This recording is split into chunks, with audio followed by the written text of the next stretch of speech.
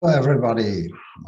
Welcome to a tech talk from the DIGILOGIC project on big data analytics for smart logistics. My name is Markus Witthaut. I will be giving this talk and will tell you a bit about the background. And we will have some time for questions and discussions after my presentation.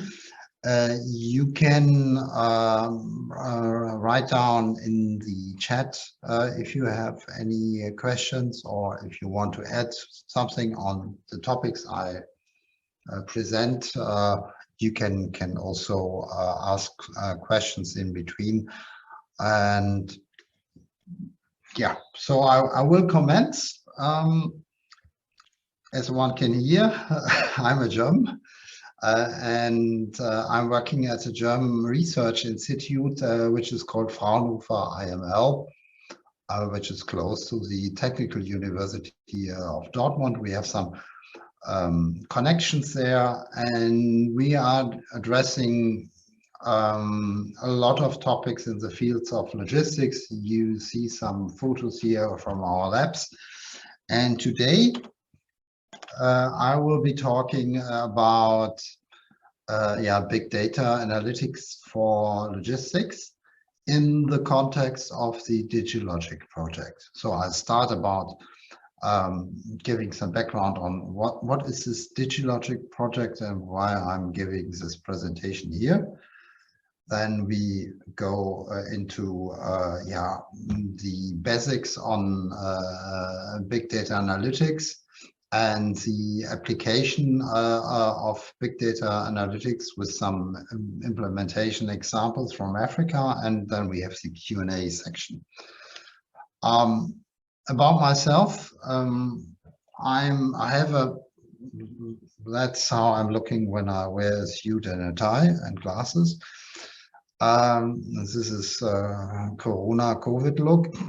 I have a computer science and logistics background. I studied computer science a long time ago, but I have been working in research for all my business life. So I'm not on the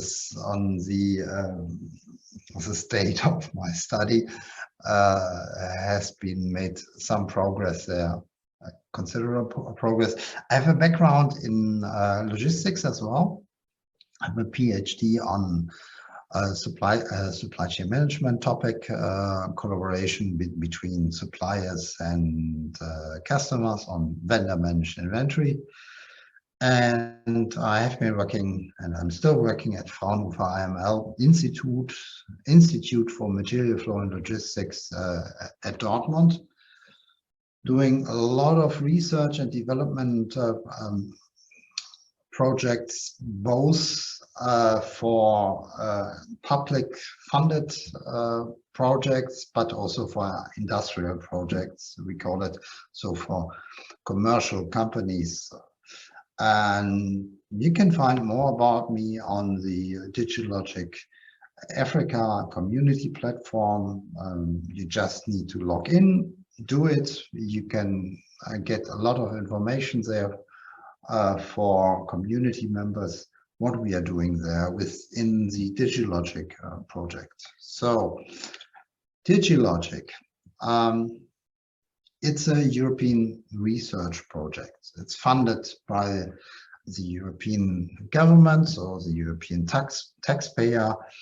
And the idea is to improve digital innovation hubs or to further develop digital innovation hubs in Africa. We have a collaboration there with MEST in Nigeria and Bongo Hive in Zimbabwe, and bring them together with innovation hubs here in Europe, one of which is the digital hub management here at Dortmund, and we are docked onto them with our research institutes and other partners to improve, to foster the adoption of emerging technologies in the fields of logistics. So it's about developing skills and knowledge on how to do smart logistics. And therefore, we have several topics. We have a competition going on for Africans, especially young Africans, that consider going into that direction. So we have some logistics challenges. I will tell a bit about this in a few seconds, and also presentation on smart logistics approaches, what we are doing here in Europe, in Germany, and what could be transferred to Africa. And I will tell at the end about this a bit more. So the challenges, if you have any ideas how to make logistics smart in Africa, maybe based on this presentation, or you already have other ideas, you can try to get some funding from the DIGILOGIC project. So this is for Africans. You can apply for one of DIGILOGIC challenges. And what you get there is a boot camp in Europe with experts. You get support from technology, business, and logistics experts from both Africa and Europe, and can use digital innovation hub facilities, have the opportunity to get in contact with investors, takers. So it's a great opportunity if you are about to build a startup, or you run the process there and you want to get some further funding. How to do this? You must come up with an idea. For instance, how to use Internet of Things or augmented reality, whatever. It should be innovative. And you should submit your proposal till end of August. So there's still time. This competition has started end of May. And then we have juries that's selecting the best topics, the best challenges. More information. And okay, the webinar was gone, but has already been performed. But check our website if there's a recording or if there's additional information. I should have updated that slide there. So go to DIGILOGIC Africa, the challenges. We invite you to compete with this competition. And yeah, what else is there in DIGILOGIC? We have tech talks like today. So this is something offered for free. We are not in the business of selling something. So this is not a marketing presentation where at the end I say, yeah, if you want to do some more, you have to give us some money. So this has already been paid by the European Union. So we have the tech talk as information on what could be used. Then we have company workshops where you see, okay, I have an idea. I don't want to take part into that challenge. We already have an existing company, but we would like to discuss an idea in more detail. So there we have company workshops, also cost-free. So please come to us if you want to drill down further into a topic, for instance, big data analytics for a specific country or a specific application case. and this is followed by coaching sessions. So that's a bit about DIGILOGIC and what is my background, why I am here. Now I want to go into the topic, today's topic. That's big data analytics, how it is working, so the basics, the application cases, and we start with the basics. Why are we talking about this? I think there are 6 main reasons why we do this. We have a lot of data available with the internet, with smart devices, and this data is immediately available. It's not, I need to collect data for years and years, and then I can start some analysis.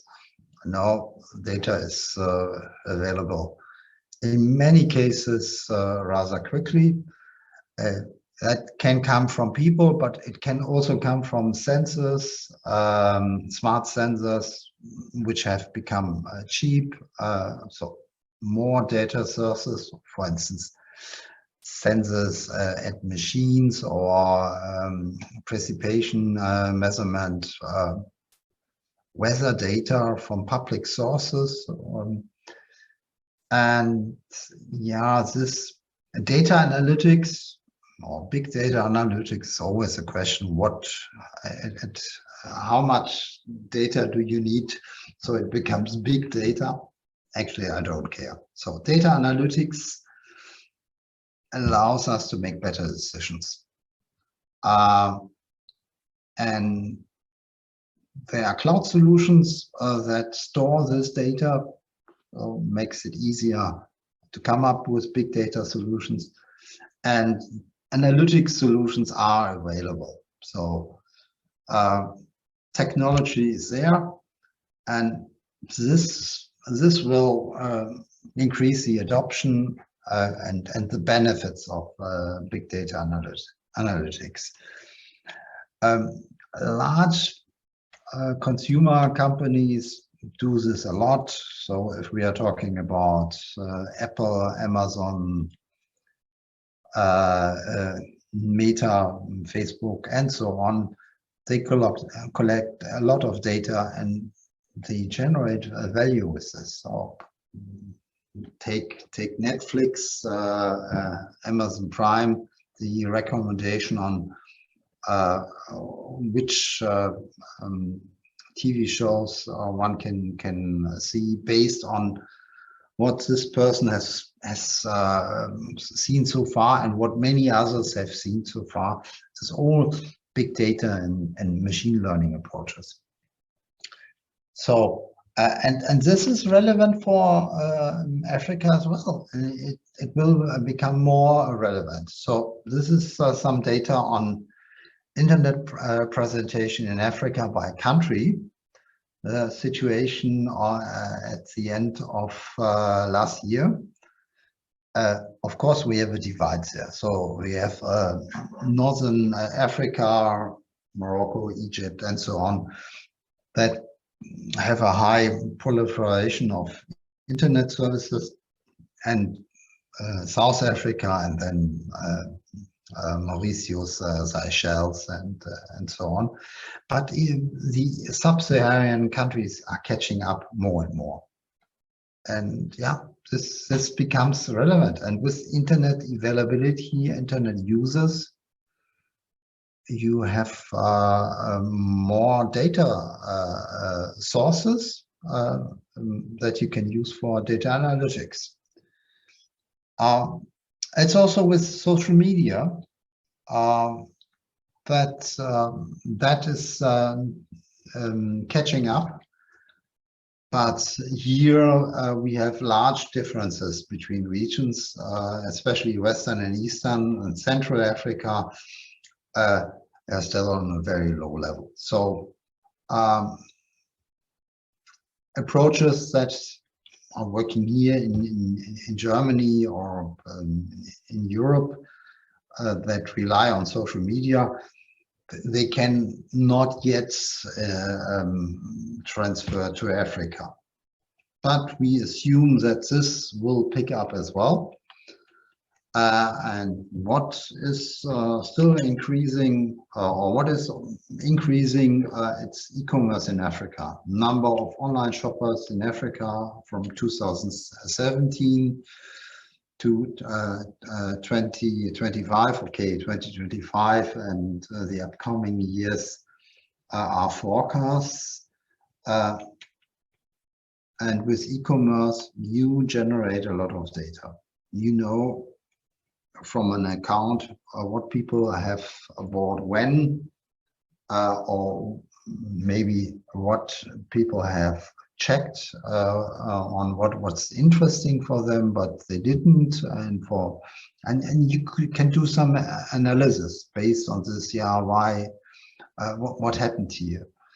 And so this is in the retail sector and e-commerce sector. At the end, I have an example of a company, of an African company from Kenya. Some of you might know it. That's working in this field. So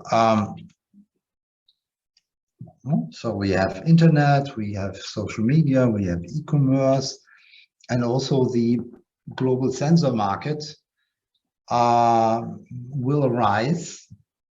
So that's global data so far. So that's for production, so you can use it for manufacturing, but also for farming and for transport services. And we are talking about sensors, or especially smart sensors that are connected to the internet and provide additional data. For instance, solar cells, off-grid applications of relevance for developing countries. So, what is then big data and big data analytics? So, big data is mainly the processing of large, complex, and rapidly changing amounts of data. And there are some scholars that define, yeah, you must have at least petabytes of data to call it big data. And if you don't, then this is not big data. Actually, I don't care. If you don't have that many data, but still a lot of data, complex data. So, for instance, you have purchasing data, you have calendars, you might have information on weather, you might have business relevant data there. And bring all this together to make a prediction on sales or transport demands. And we are talking about big data. And we have five aspects there. So the volume, it needs to be reasonably complex or reasonably large. So if we are talking about 5 data sets, I will not have a big data approach. I can do it without computer support. Velocity, that's important. I want to be able to make the analytics on the fly, maybe not within seconds. It might take a few minutes, but not days or weeks.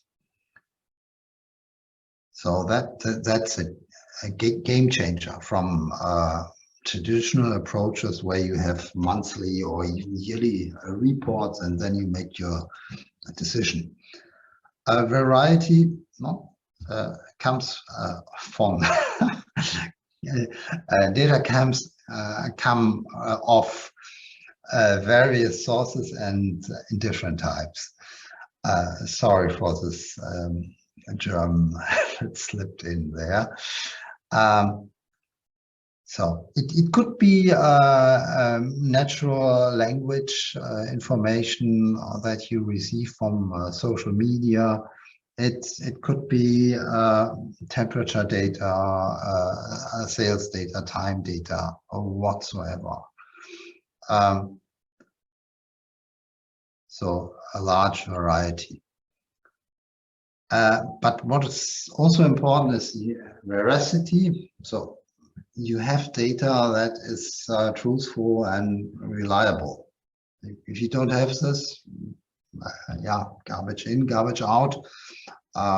So data validation is important, and it should be value adding. So of course you can collect a lot of data and do some analysis, but then you have nice dashboards and so on for successful big data analytics. You must generate value. So how does this work? So we have 5 major steps, and this is the cycle. You start initially with identification of data sources that can come from a company, that come from public sources, that come from service providers, and then you need to import this data, and usually you need to do some pre-processing so that you can bring it in a format that's suitable for further analysis. And once you have collected and integrated that data, you need to store it. Typically in large storage solutions that can be cloud-based, that can be on-premise. On-premise means simply I own a server and there the technology is running, and in the cloud, yeah, it's running on an Amazon server or a Microsoft server or an IBM server, whatever. Analysis of this data, finding outliers, making regression analysis, finding patterns there, what's going on there. And you have reports and dashboards. So it's always, or in many cases, something that you want to present the results to a user that then makes the decision based on what she or he is seeing there. So we are talking about dashboard functionality with drill down features. And then you use this knowledge to make a decision.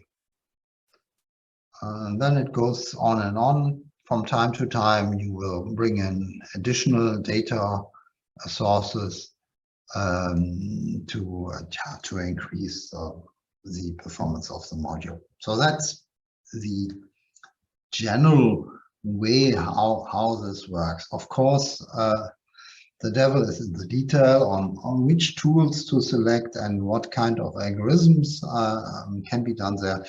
This is not something we can do in today's tech talks, but we would be happy to go into detail with this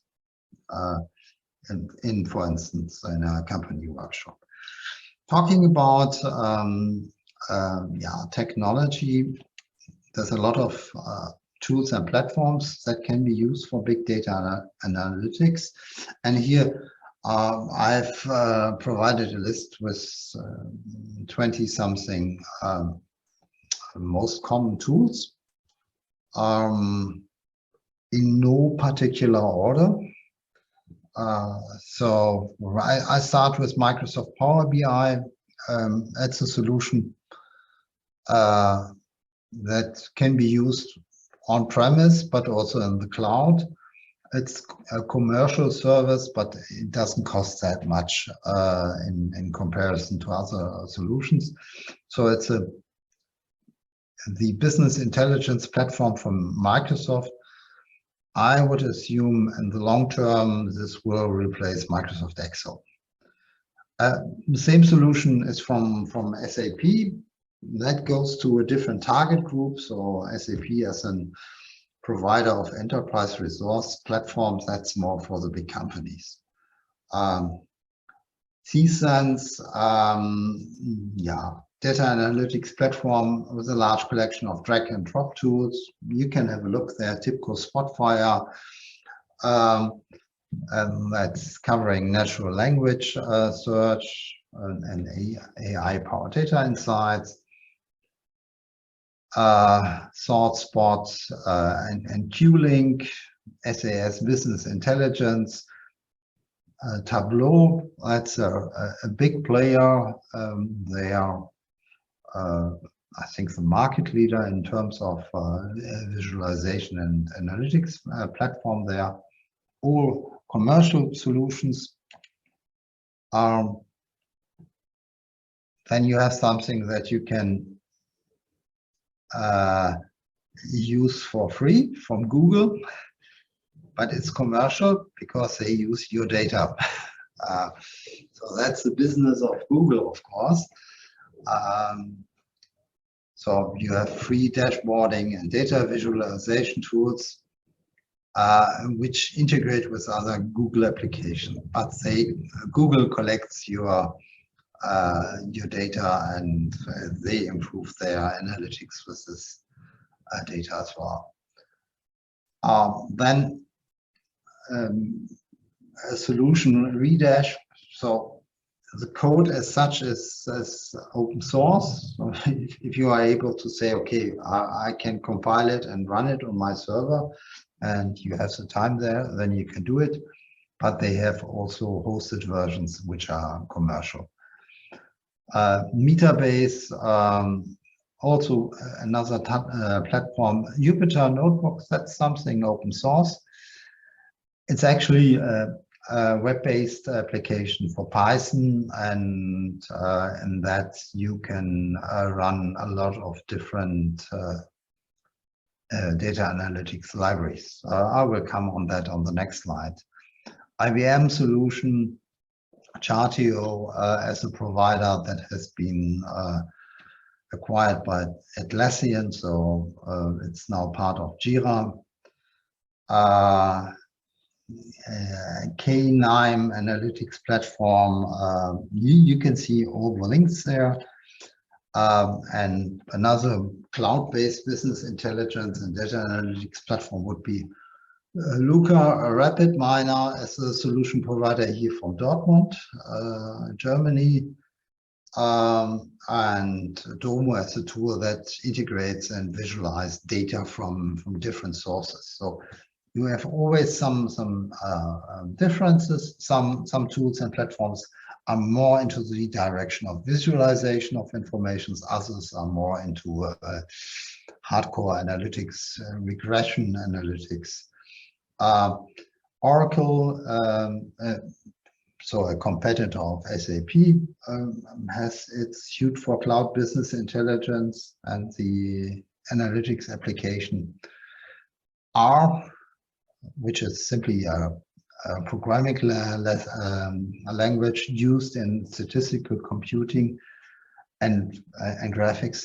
And that's open source, and this has a lot of libraries there, and it's the same with Python. So that's the programming language, many licenses that you can use for free with the open source model. I think it's a new public license.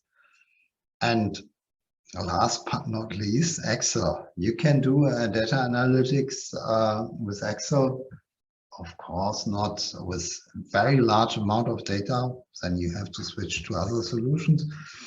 But with Power Pivot and other add-ons, you can do some with Excel. In the long run, this is not a sustainable approach, but still very widely used. So that was a quick run through some tools and platforms. And now I would go into application examples for big data analytics. I prepared three examples from Africa.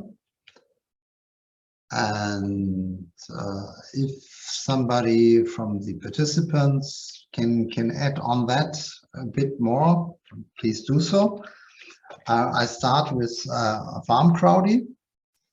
So it's an agriculture platform that has some analytics services as well. And so it has two strategic business units with platform services, FC FarmCrowdy Shops and FarmCrowdy Foods. So the one is the shops is in the retail sector, and the other one for retailers to source their inventory. And FarmCrowdy Foods is a digital marketplace for trading agro products and inputs, seeds, fertilizers, and so on, commodities. And this platform uses data and market analysis tools to offer services for farmers for their pricing decision making, or their yield projection and optimization based on, okay, what is the situation in a certain region in terms of soil, in terms of crops that are grown there, and what was the precipitation there, what have been used for fertilizers, and so what is the outcome there, and what could be the outcome in the future for farmers. So GPS and weather data tracking as add-on services. So this has gained some momentum. It's a quite interesting approach, and of course, because of agriculture, very relevant for many countries in Africa.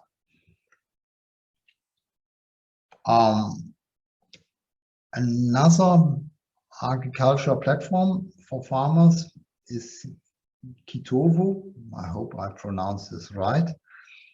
It goes into the same direction, but not only about how to manage the farming, the selection of seeds and fertilizers, but also the selection of crop.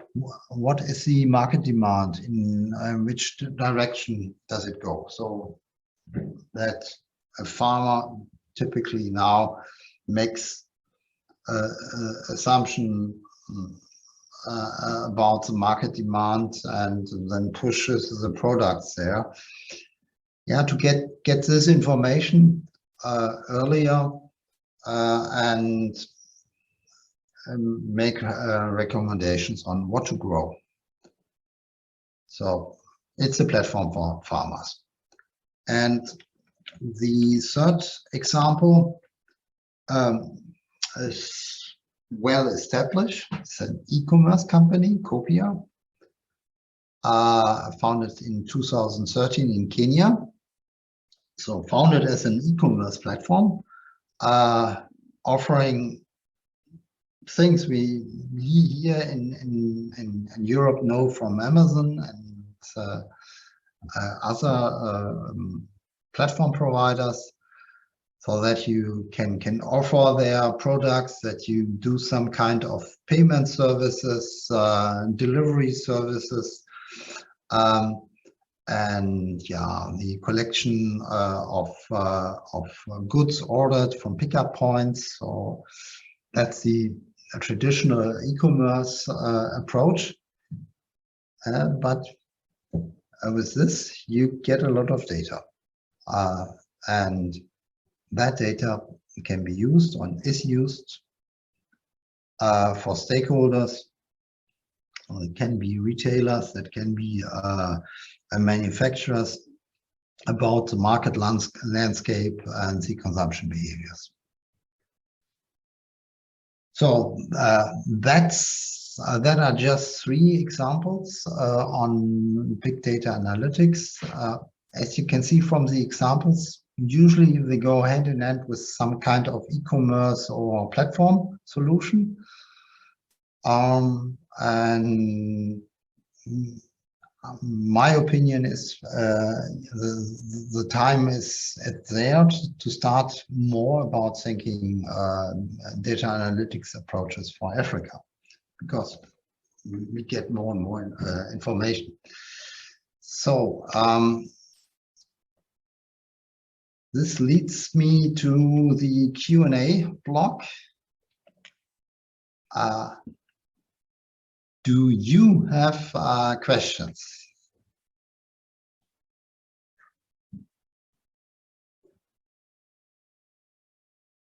Nobody seems to raise his voice. Or would somebody of you like your perspective on what is your experience? Is somebody from Africa around in this tech talk so far?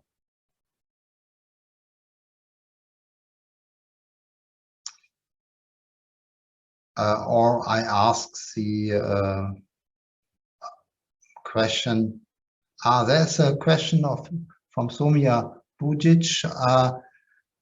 Kama, could it be possible that Somia can ask the question on with the loudspeaker? Yes, Somia, you could unmute yourself. Hello. Hello. Well, I have a question about the blockchain technology. It's already changing the finance, and banking domain. So could it be a change in technology and logistics too? I have to answer yes, but I'm highly biased. Because we are one that is pushing this. We have a Blockchain Europe institute that's pushing for various solutions there. In logistics, for instance, e-freight, paper solutions on documentation, what's going on there. And we had a tech talk on that topic. So please check with DIGILOGIC website. I think you can download there the presentation and rerun it. But we are convinced that this will gain some momentum. It does so in Europe for all the documentation purposes and accounting and billing purposes. Replacing a lot of paperwork. So my answer is, do you see blockchain as a technology that can change logistics? I would say yes. Thank you for your answer. Yeah. Okay. It's a bit difficult for me because I don't see anybody. So thank you, Kama, for posting the link.